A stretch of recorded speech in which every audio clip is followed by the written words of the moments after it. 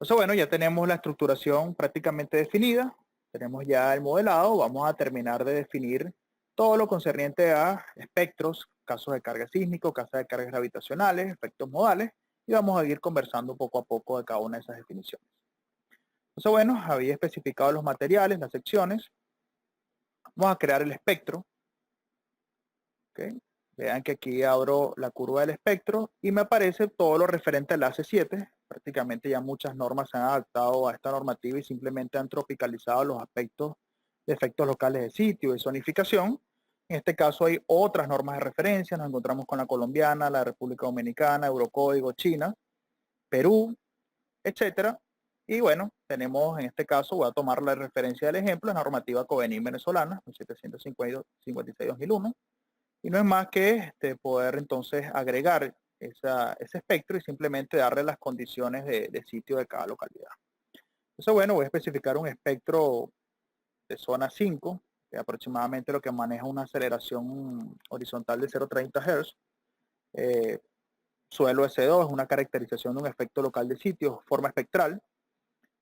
Un grupo B1 y un factor de reducción de respuesta de R igual 6. Entonces simplemente modifico la zona, automáticamente le ajusta la aceleración, una forma espectral de C2 con un factor de corrección 0,90 de la aceleración horizontal, grupo B1, y un factor de reducción de respuesta R igual 6, y vean cómo se modifica totalmente este espectro a un espectro reducido, ¿okay? Porque vamos a permitir con este factor de reducción de respuesta que exista un cierto daño localizado para poder entonces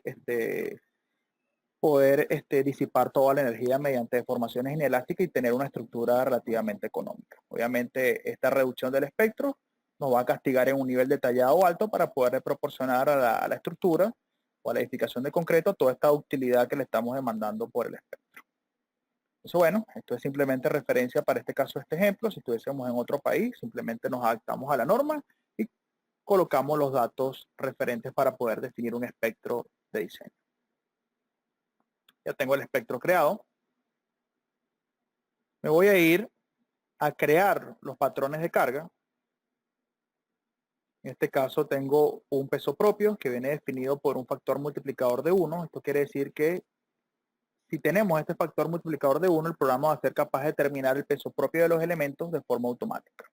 Obviamente para el material se le definió su peso unitario y él al multiplicar por su sección transversal va a poder definir las cargas por metro lineal en cada uno de los miembros. En este caso, como tenemos casos de cargas limitados por la versión de evaluación, vamos a crear de una vez que el peso propio y la carga permanente sean similares y simplemente al cargarle, al dejarle uno todo lo que le cargue en carga permanente, el programa va a sumar a la carga permanente lo que corresponde al peso propio. En muchas otras oportunidades, particularmente a mí me gusta crearlos por separado simplemente para evaluar resultados por separado o ver el efecto que me ocasiona el peso propio en comparación con la sobrecarga permanente. En este caso lo vamos a dejar como un solo caso de carga. Va a ser det, lo vamos a dejar 1. Vamos a crear, perdón, no lo modifiqué. Vamos a crear la carga variable, que la llamaremos lift. Vamos a crear la carga variable de techo y la llamaremos roof light. Y la agregamos. Todo lo que vaya a proporcionar a nivel de carga tiene que quedarse en condición de 0. Voy a entrar a los casos de carga. Vean que él no me modificó el nombre en el patrón. Si entro a det y le doy modificar, si es el caso de carga que creo o el patrón de carga que cree, simplemente es un tema de nomenclatura, le actualizo el nombre y ya, no pasa nada.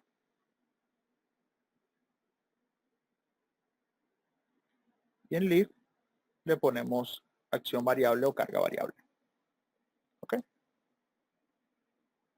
Es que es simplemente que los que él trae por defecto no los actualiza cuando se le cambia el nombre. Ahora bien, vamos a crear, aparte del patrón y ya el espectro, vamos a crear aquí en los casos de carga nuevamente lo que se corresponde a la acción sísmica. Entonces le voy a dar a agregar un nuevo de caso, lo llamaré sismo horizontal, donde le diré que es correspondiente a un espectro de respuesta y agregaré que en función a una aceleración en dirección U1, que será determinada con una función espectral, donde le defino el espectro y le daré la escala de la gravedad. Le daré la gravedad para que pueda actualizar esa aceleración, ¿ok? O multiplicar por la gravedad para poder obtener la unidad.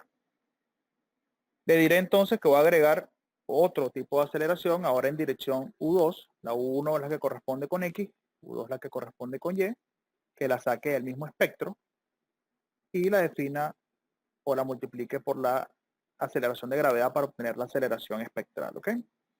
Vea que acá me permiten para distintas direcciones utilizar diferentes espectros en el caso que lo tenga separado o lo tenga creado. Esto aplica y las normas los permiten en caso donde tengan sistemas ortogonales y sistemas estructurales diferentes. Por ejemplo, en una dirección que tenga muros y en otra dirección pórticos. Entonces, claro, los factores de reducción de respuesta son diferentes para ambos sistemas, donde yo puedo entonces definir para cada sistema ortogonal un factor de reducción de respuesta diferente. La combinación modal la voy a realizar mediante el método del CQC, más idóneo, y la combinación direccional será la SRSS. ¿Okay? Entonces, acá en el diafragma le daré una excentricidad accidental del 6% para tomar en cuenta una torsión accidental producto de una distribución no simétrica de paredes o de elementos no estructurales. ¿Okay? Punto importante acá, voy a hacer una pequeña pausa porque obviamente estamos avanzando muy rápido, es una clase demostrativa, pero por ejemplo en los diplomados que se efectúan en sísmica de adiestramiento, por ser este diplomado en ingeniería estructural bastante amplio y bastante extenso, a medida que vayamos avanzando a nivel teórico, a nivel práctico, se van presentando muchas dudas. Por ejemplo, qué será una combinación modal o qué se corresponde a una combinación direccional. Y bueno, y a través tenemos documentos preparados que lo vamos suministrando en cada una de las sesiones o en cada una de las clases, o simplemente en los foros de preguntas se van creando y podemos ir viendo las diferencias. Por ejemplo, aquí se explica lo que es la diferencia entre una combinación modal y una combinación direccional. Aquí está lo de la combinación modal, que es simplemente combinar los modos por el CQC, que existe un método del SRSS, pero genera valores por debajo de la seguridad en ciertos casos. Entonces, ¿qué consiste cada una? Es simplemente para combinar los modos y para poder obtener una respuesta combinada para determinar la acción sísmica o las propiedades dinámicas del edificio. Y lo que es la combinación direccional, que simplemente ya al tener definida la acción sísmica a través de fuerza, puedo combinarlas para castigar el edificio en una dirección específica. Entonces, bueno, básicamente acá tenemos la raíz cuadrada de la sumatoria de los cuadrados, que es una resultante prácticamente, un módulo de fuerza en dos direcciones, y prácticamente le clavo un sismo diagonal. Hay criterios del 30% de una dirección y el 100% de otra, y otros métodos como por ejemplo, aquí está la del reglista del 30, y otros métodos como el CQC3, que son métodos bastante actuales.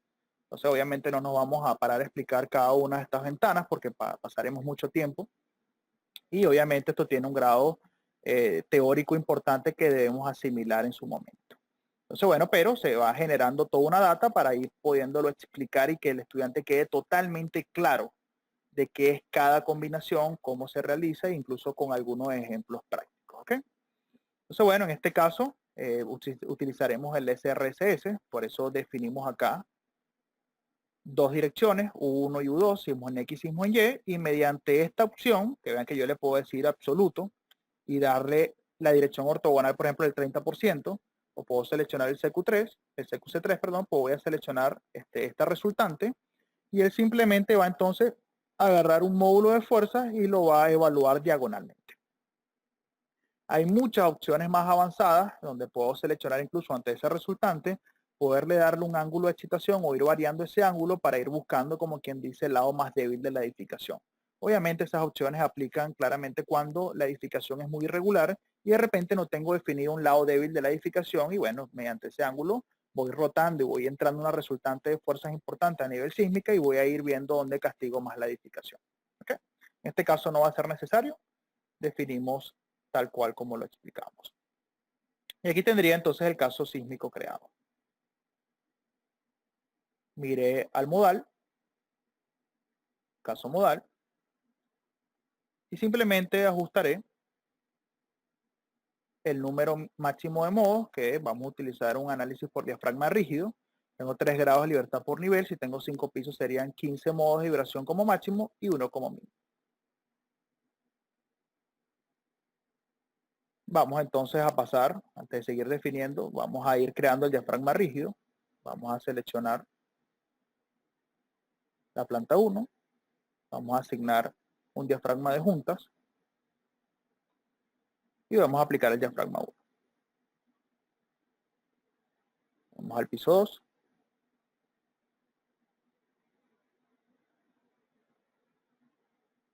Le aplico el diafragma 1. Voy al piso 3. Le aplico el diafragma 1. Voy al piso 4, diafragma 1. Y voy al techo y aplico el diafragma 1. A diferencia de otros software o a diferencia de LTAPS, muchas veces hay que crear para cada piso un diafragma. Acá LTAPS entiende que cada entrepiso es diferente y por eso entonces, como es un software pensado para edificaciones, puedo definir el mismo diafragma y no va a haber ningún problema. ¿Okay? Perfecto, limpio la ventana. Y vamos a pasar a crear las combinaciones de carga. ¿Okay? Entonces para ello voy a abrir de nuevo el documento. Y me voy a ir a las combinaciones. Entonces vean que son las combinaciones que prácticamente están en las normativas de diseño, específicamente en concreto. Son normativas muy sencillas donde trato de combinar las cargas gravitacionales con acciones sísmicas prácticamente.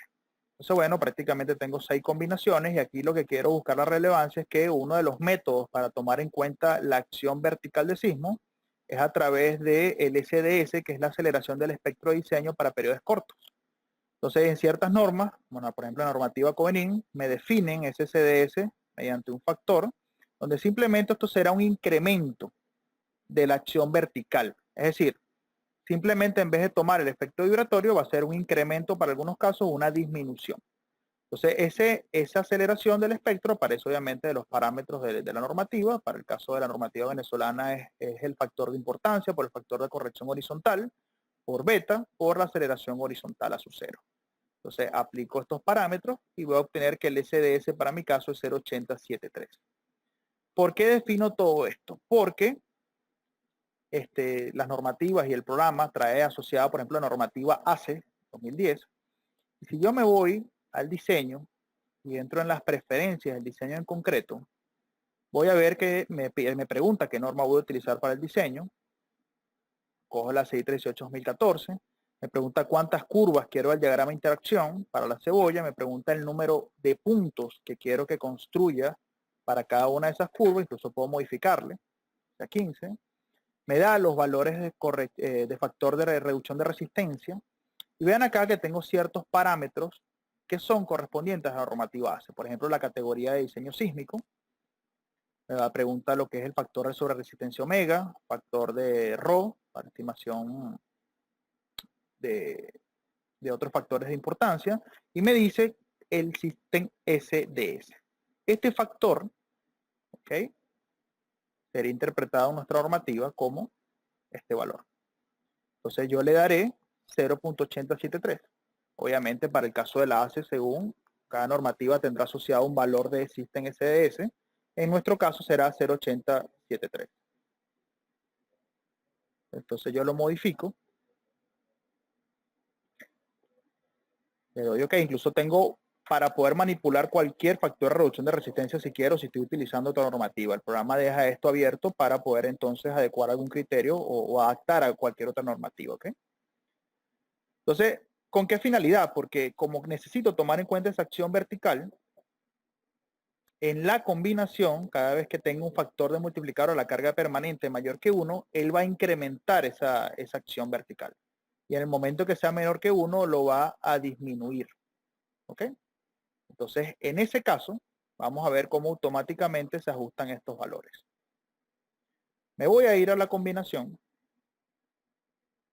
y le voy a decir que voy a agregar una combinación por defecto, que sean las de diseño en concreto y que por favor me las dé editables, por si quiero editarlas, ¿no?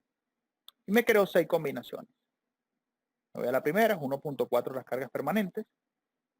Me voy a la segunda, es 1.2 las cargas permanentes, más 1.6 la variable. Voy a agregar la carga variable de techo. por 0,50. Obviamente cada combinación será conforme al código de cada país. Voy a ver a la combinación 3. Vamos a repasarla. Es 1 la carga variable y 1.6 la carga variable de techo.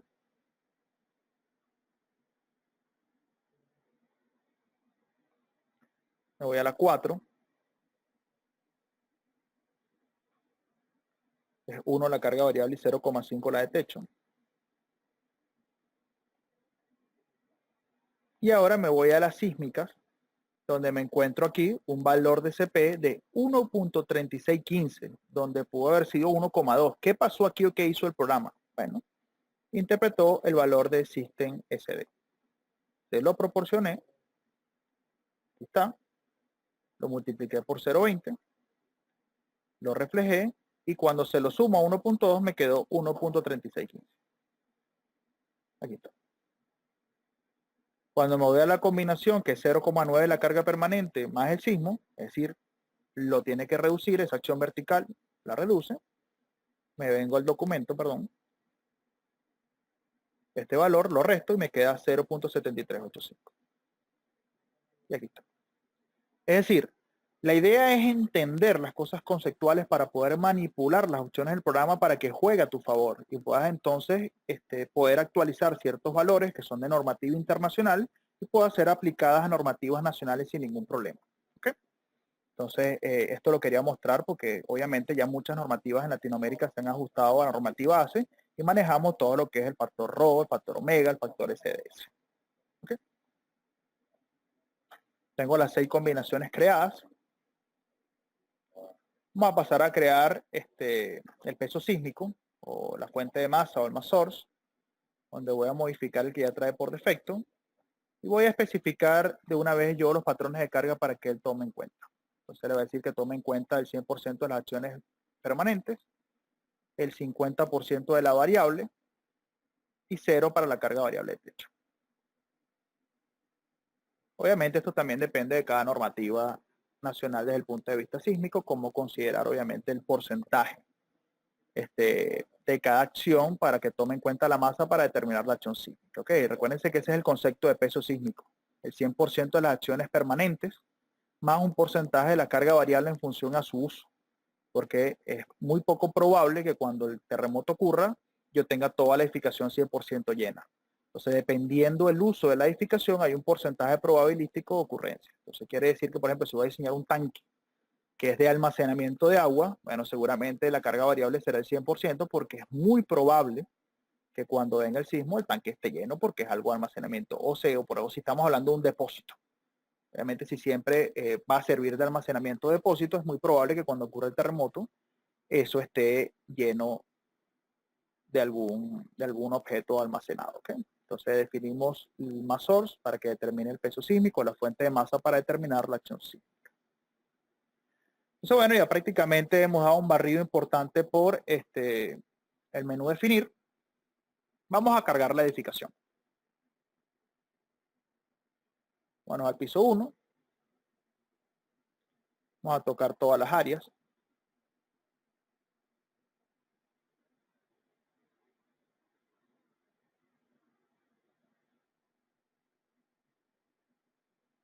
Voy al piso 2.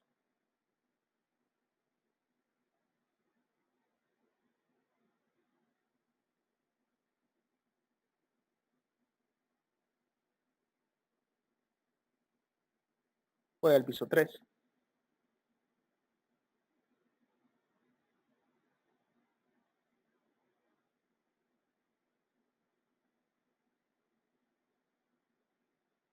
Voy al piso 4.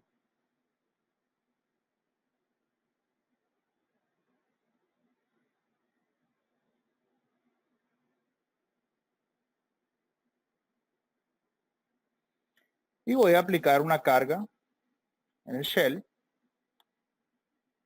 uniforme. Tengo kilogramos centímetros cuadrados. Si quiero cargar en kilogramos fuerza metro cuadrado, puedo entrar, cambiar la unidad. Por eso es que me gusta tenerlas definidas rápidamente. Se actualiza y le aplico 400 kilogramos fuerza por metro cuadrado. Ya en estas versiones actualizadas no es necesario cerrar la ventana, sino que simplemente le voy a aplicar Puedo darle selección previa, me vuelve a seleccionar todas las losas del primer nivel al cuarto nivel y puedo cambiar el caso de carga variable, y especificarle que es 250. Le voy a aplicar y tengo la carga variable. De igual forma vamos a revisar, no vaya a ser que hayamos aplicado una carga que no es. 400 y 250, correcto. Me voy al techo.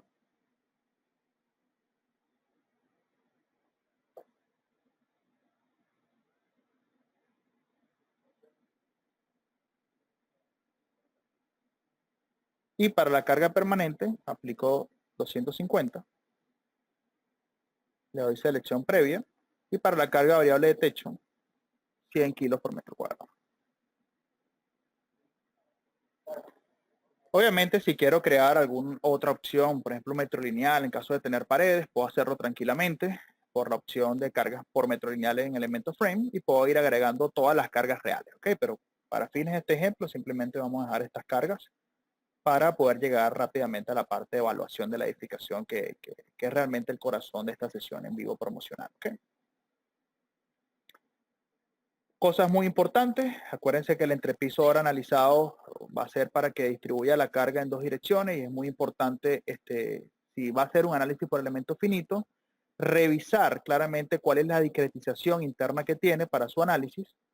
Puedo meterme en el tilde, decirle que me muestre el Shell Analysis Mesh y ver la separación que tiene entre estas cuadrículas, porque como va a ser un análisis por elemento finito, mientras este cuadrito sea cada vez más pequeño, va a ser más aproximada la solicitación que registre dentro de la losa y la distribución de carga que haga.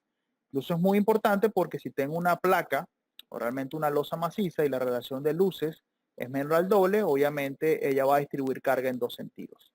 Entonces, bueno, debo estar pendiente y debo dar una discretización importante para que el análisis por elementos finitos sea cada vez más exacto. Entonces, si no estoy conforme con ello, puedo entrar al menú Analyze y puedo, por ejemplo, cambiar o ver las opciones del mallado en entrepiso. Por ejemplo, decirle, mira, ubícame ese mallado a 0,50 metros. Le doy OK. Actualizo. Y vean cómo la cuadrícula se vuelve más pequeña para minimizar errores o tener un resultado más aproximado a lo real, ¿okay? Del análisis. No voy a hacer tanto hincapié todavía en los strips, voy a mostrar eso al final, lo que es lo actual para el diseño de losas. Ya prácticamente tenemos definidas muchas cosas ya para empezar a evaluar el análisis del diseño del edificio.